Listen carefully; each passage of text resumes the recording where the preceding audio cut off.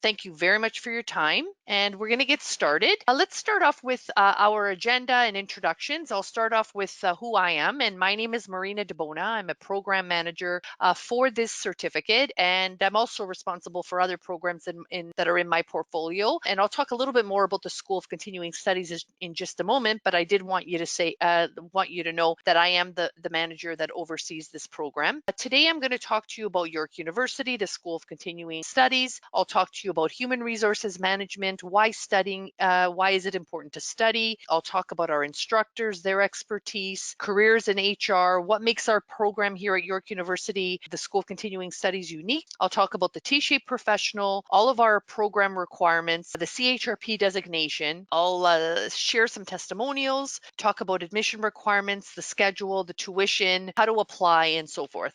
So let's start by talking a little bit about York University and its rich history. We are the second largest university in Ontario and the third largest in Canada. We are known for academic excellence. 98% of our professors, they have the highest educational qualification in their field, and our accomplished alumni span the globe and are making an impact in their fields and really redefining leadership. We also have a very rich research history and an experience in pedagogy, online learning, and instructional design. And the photo that you actually see here on the screen is a photo of a rendering of our new building, which is going to be built in a few years from now. Currently, we are on the Keele campus of York University, and our school provides meaningful continuing ed opportunities for students that are combined with instruction and practical application. So all of our programs are very practical in nature, and we incorporate experiential education into all of our programs. They're also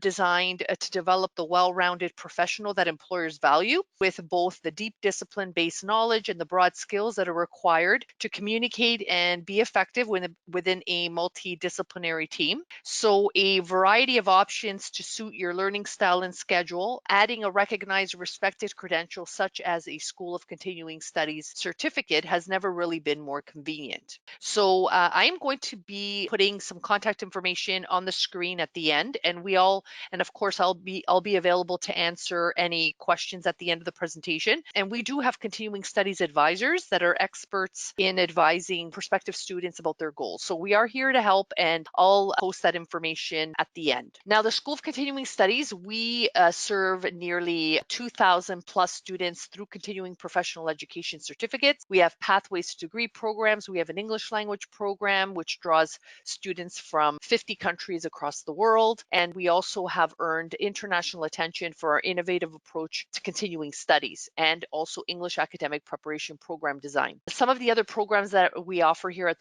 the school, and some of these are also included in my portfolio. We have cybersecurity, big data, risk, dispute resolution, IT audit, user experience design, of course, our human resources management programs, accounting, advanced accounting, business, public relations, digital and content marketing, and we also have other programs as well. And if you visit our website, you'll be able to see all of our program offerings. So let's just dive right deep into human resources management. And let's start off with, what is human resources management? And I'm sure a lot of you know that it is a function within an organization that focuses on the recruitment, management, and provides direction for people who work within that organization. So HRM, also human resources management is also known as HRM, is an organizational function that deals with issues related to people, such as compensation, hiring, performance, organizational development, safety, wellness, benefits, employee motivation, communication, administration, and training. So it is a very, very broad kind of field to be in that encompasses a lot of different things. HR is also very strategic, and it's a very comprehensive approach to managing people and the workplace culture and the environment. So effective HRM enables employees to contribute effectively and productively to the overall company direction and the accomplishment of the organization's goals and objectives. So I wanted to stress that it is moving away. So HR is moving away from that traditional kind of understanding of what people think HR is, which is personnel administration, very transactional kind of things. And because that's increasingly being outsourced. Now, HR, it's now expected. People in HR, especially at a management level, it's expected to add value to the strategic utilization of employees, and that employee programs that they really impact the business in very measurable ways. And so we're going to be discussing, and we've incorporated a lot of this into our program. So really studying HRM is really not just for people who work in an HR department. I also wanted to mention this. We do have most people that take our programs are interested in pursuing the CHRP designation, and they actually want to work in an HR department. But we've had people who have actually taken our program that are just people managers, and they just really need to understand HR better because they're responsible for HR activities, right? Just like recruitment and selection. I'm not an HR professional, but I am responsible for for recruitment and selection. I'm also responsible for compensation, training and development, performance, conflict resolution, health and safety, and etc. So it's really, this program is great for people who have to get work done through other people. So many people are eager to start a career in HR. It's a very fast growing career field. Many lucrative opportunities are available. Career analysts expect that the number of HR jobs will increase in the future, and the median annual income for careers in HR is above the national average. So for these reasons or more, you may probably be wondering, how do I start my career in HR on my own? The very first thing is that you have to meet the educational requirements of an accredited program. And so I'll talk a little bit about our program and the content of our program, but also, you're eventually, once you're done the program and you've already pursued your designation, you're going to see a lot of job titles. You'll grow accustomed to seeing a lot of job titles on Indeed and other sites like Indeed, Workopolis, things like HR generalist, recruiter, learning and development specialist, HR officer, compensation specialist, labor relations, career counselors, corporate trainers, HR consultants, HR officers. So there's just so much opportunity, right, within a business to specialize. Okay, and that's really what I'm saying. So you're going to be seeing lots of different types of jobs on sites like Indeed and Workopolis, like I mentioned. So let's talk about the value of the CHRP designation to your career. So as I mentioned, the HR profession is gaining a lot of strength and credibility, while the Human Resources Professionals Association, the HRPA, which is the acronym, is the association that grants the CHRP designation in the province of Ontario.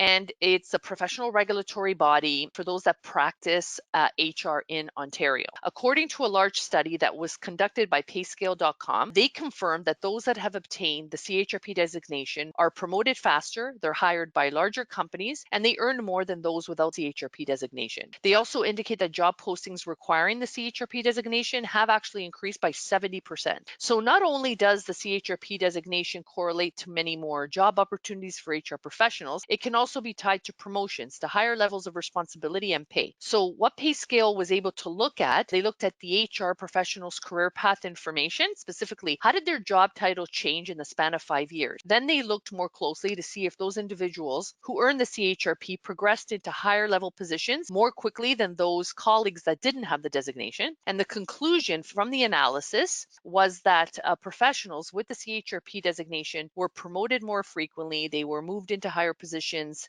more often than those without the designation. So in closing, when you review the various markers such as pay, career progression, job opportunities, earning that designation, the CHRP designation has shown to have a very positive impact on the HR professional's career. Now, this slide will just show you the trajectory for those that are pursuing the CHRP designation. So let's just start with the first box, which is someone would complete either our full-time or part-time HR program, Certificate in Human Resources Management, and I'll talk a little bit more about the program structure in a minute, but you complete either program, then you have to meet further HRPA requirements. So in the case of the CHRP, for those requirements, you have to be a member of the organization, you have to be able to pass a knowledge exam, a job ready program, and also a jurisprudence exam. And then once that's done, and you would be eligible for the professional designation, which is the CHRP designation. And then normally CHRP designation, they are required for entry level kinds of positions in HR. Now, if you are someone that has at least 3 years of work experience in HR already, then you would qualify for the CHRL designation. So both of our programs, both the part-time and the full-time program, can help you obtain the CHRL designation as well. So if you do have 3 years of experience, the route for the CHRL designation is that you have to be a member, you have to write a CK2 knowledge exam, you have to complete a job ready program, there's a jurisprudence exam too, and the HRPA professional program. So there's further requirements in order for you to get the CHRL designation. But once you've done that, you qualify for more management type kinds of positions like HR manager, business partner, director, or HR officer. So what makes our program at York University unique, in comparison to other educational institutions? So the first thing is that we are cohort based, which makes us very different from everyone else. And what that means is that you will study all of the 9 required courses for the designation with the same group of people. So whether you're in the full-time program or you're in the online program, you will move through the program with the same group of people. Again, you would meet the educational requirements for the CHRP or the CHRP designation. The third unique point is that we've integrated some non-HR competencies into our program, which I'll talk about further ahead in the presentation.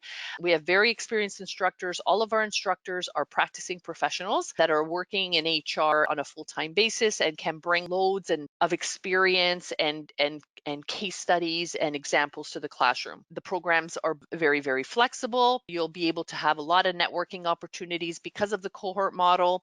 And of course, lastly, we have an advisory council that oversees the program content and just to make sure that it's always current. Now, to add on to the last slide about what makes our program unique, I wanted to showcase the integration of non-HR competencies into our curriculum.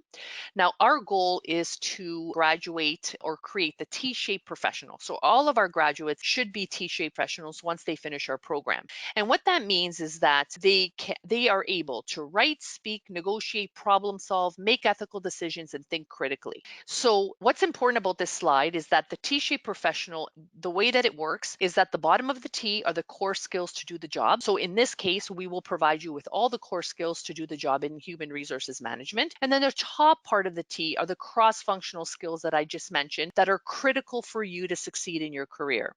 And again, I'll mention them again: written and oral communication, negotiation, problem solving, making ethical decisions, and thinking critically, really also having a lot of business acumen. So let's start with just the program overview. The very first program is our full-time program that we offer. It is Canada's leading university-level post-degree certificate in HR, offered on a full-time basis. The primary audience for this program are recent university grads that have not landed their first full-time job, as well as international students. You can complete this program in 9 months. You would cover the 9 approved HRPA courses, plus there's 1 business communications course for HR professionals that we've included into the program that will focus mainly on the soft skills or the cross-functional skills that I mentioned in the slide before. Students are required to be in class 4 days out of the week, and they normally have 1 day off that can be used to study or work. Schedule changes year by year, so always look at the schedule, and this program requires a degree and a formal application process. The program begins with, like I mentioned, business communications for HR professionals. You move on to HR management and intro to OB, and then you would be taking health and safety, HR planning, compensation, accounting, recruitment, industrial relations, and then training and development. If you are an international student, we do have an language proficiency score of IELTS 6.0 as a minimum. The next program is our fully online certificate in human resources management. This program is also very flexible. It's asynchronous in nature. Therefore, this means that you do not need to be online at any specific time. You can log on late at night, on the weekend, whatever is more convenient to you. This program was designed with the working professional in mind. Individual assignments, as well as an opportunity to work on group assignments as well, will be incorporated into the program. There'll be weekly discussion forums on specific topics. You can dedicate 5 to 9 hours a week on reading, homework, and participation in the online discussions. You would finish this program in just under 2 years. It's about 18 months in total. And then you would cover, of course, all of the 9 required CHRP courses that are here on the screen. The only thing that's missing from this one is the business communications course, which is something that is only offered in the full-time program. So moving on to a student testimonial. This is from Rebecca, and she is currently working at 3M, and she was one of our online students. And for her, the online program was very, very important because she has a full-time career. She's raising a family. She's very active within her community, and it didn't leave her a lot of time to actually, drive to or get into a classroom and do this, on a full-time basis. So for her, the online program and the format really was critical for her. Now, in terms of an advisory council testimonial, I wanted to include the fact that Julie, who is an HR, she's one of our program advisory council members, she also states that how important is it to have a business understanding and not just focusing on the HR. Now, moving on to the next slide, these are the admission requirements. So for the full-time program, there is a minimum BA degree that is required. Official transcripts always required. International students need to provide original English translated copies of university degrees and transcripts. There's an application form that can be completed online. There is a $79 application fee for the full-time program. And then there's a proof of language proficiency. Of course, if you're an international student, you have to include that in your package. Now, if you're interested in the online program, the admission requirements are you are a mature student, you have successfully attended at least a year of college or university, or otherwise be eligible for admission to the university. So that is a direct entry program. You don't have to apply. There's no application fee or anything. You can just apply directly to the program. Now, the next offerings of our program are here on the screen. The full-time program is being offered in the summer. We have already started our winter program, so it's too late to register for that one.